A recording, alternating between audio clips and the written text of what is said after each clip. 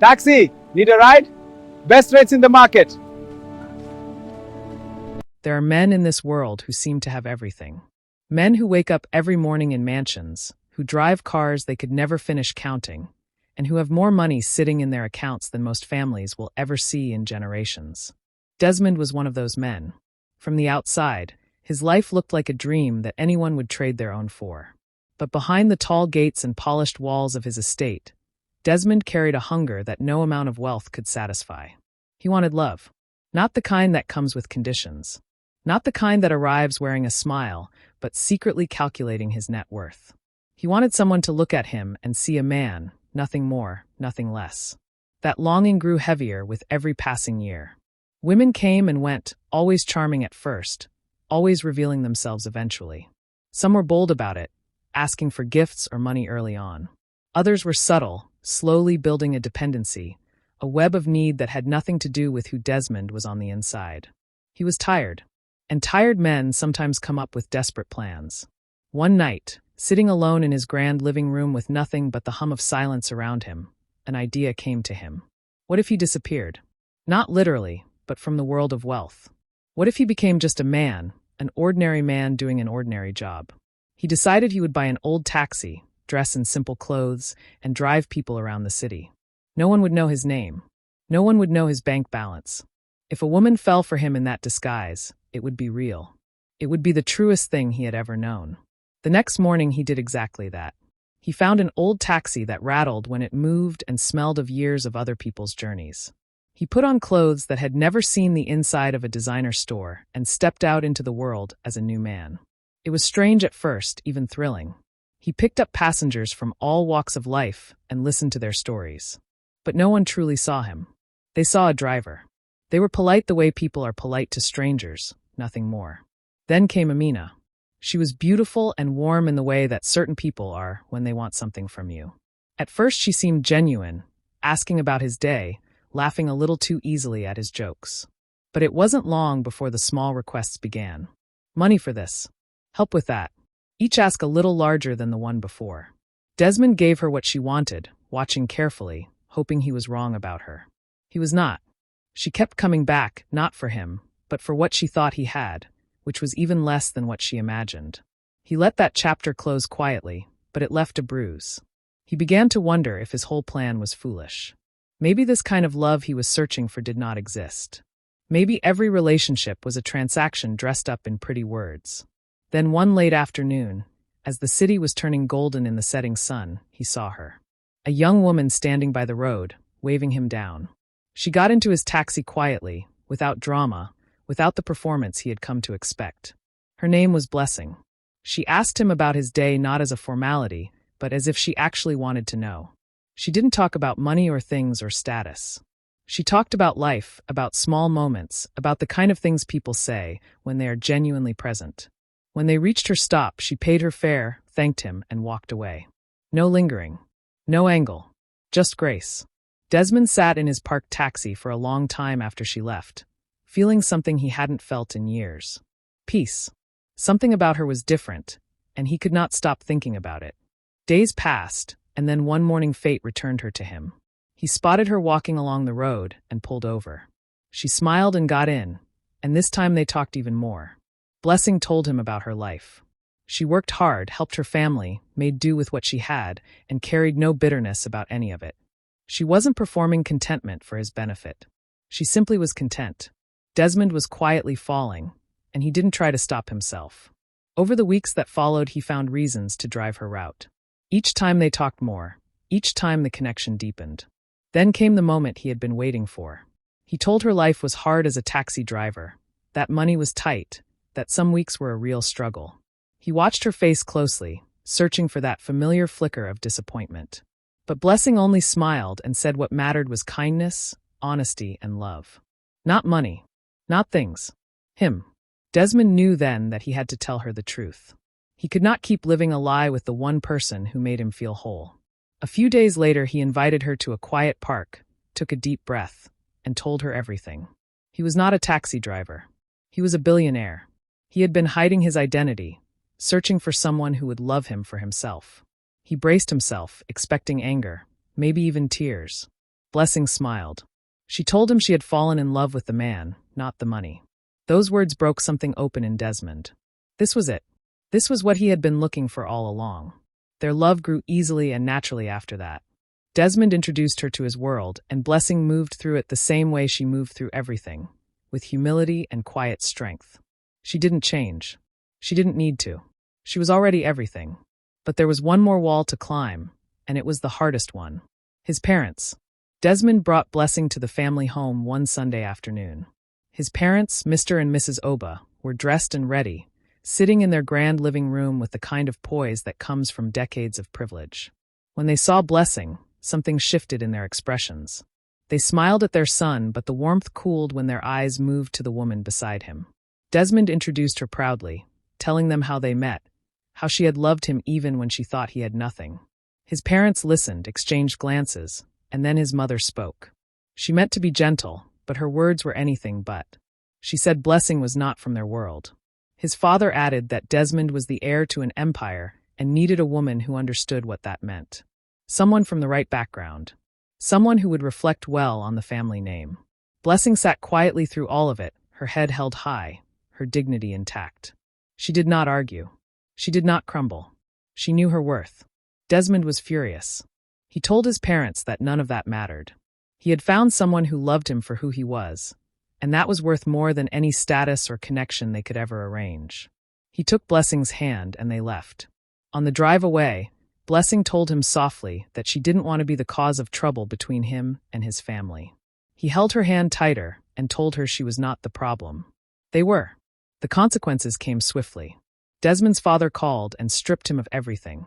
His access to his father's house, his position, his father welcomed him back. His welcome and the particular satisfaction of a man who believes he has Desmond moved into Blessing's small house. The price of return was made clear immediately. It was nothing like Desmond would marry Evelyn. The walls were thin. The daughter of his father's most important business partner. But it felt more like home than any room he had ever lived in. Marriage, because Desmond had never liked Evelyn.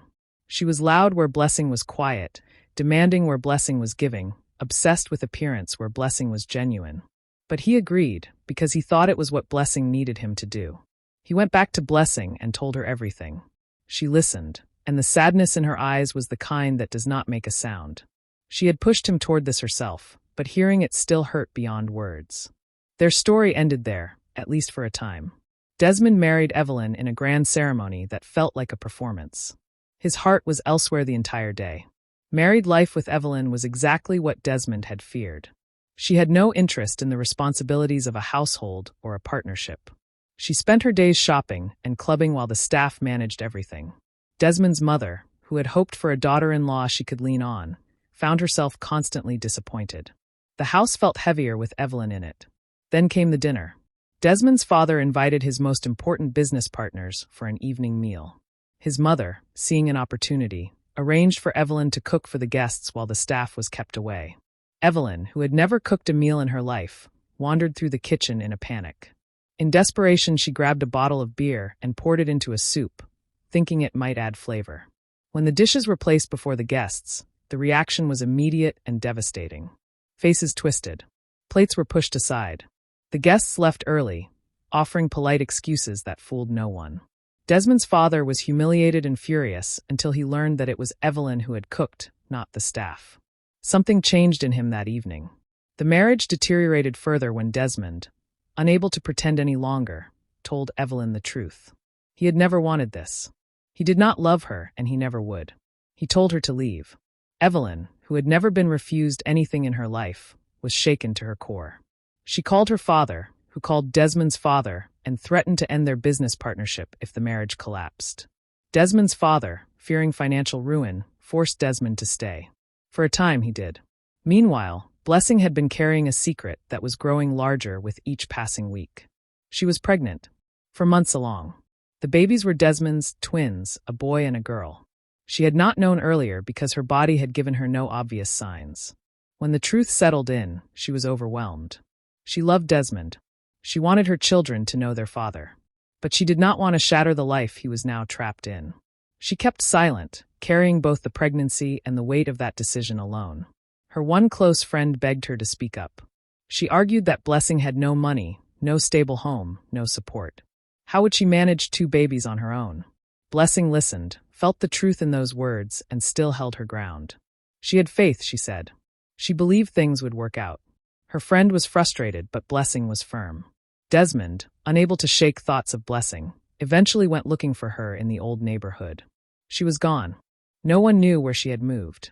The emptiness that filled him then was the kind that settles in the bones. Then one ordinary afternoon at the local market, Desmond's mother saw a familiar face.